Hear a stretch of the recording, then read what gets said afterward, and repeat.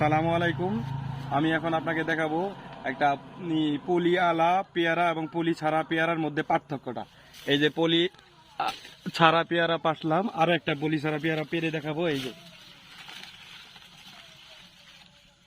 এই যে পলি ছাড়া পেয়ারা ছিটছি,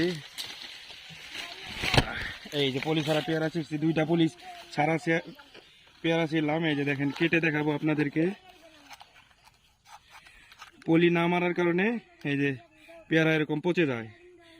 আর এই সময় পচে যাওয়ার একটাই কারণ, এই পেয়ারাতে পলি দেয় নাই। পলি দিলে একটা পেয়ারা পচতো নাই। আর একটা পেয়ারা দেখবো, কেটে দেখাবো আপনাদেরকে। এই যে দেখেন, পোকা আর পোকা। আর এখন আপনাদেরকে আরো দুইটা পলিওয়ালা পেয়ারা কেটে দেখাবো। এই যে এখন পলিওয়ালা পেয়ারা পারবো। এই যে একটা পলিওয়ালা পেয়ারা পারলাম। পলিওয়ালা পেয়ারাটা কেটে দেখাবো। এই যে দেখেন, মাশাআল্লাহ, কোনো পোকা নাই, কত সুন্দর পেয়ারা, একদম ঝকঝকা পেয়ারা। এই যে খেতে খেতেও ভারী মিষ্টি।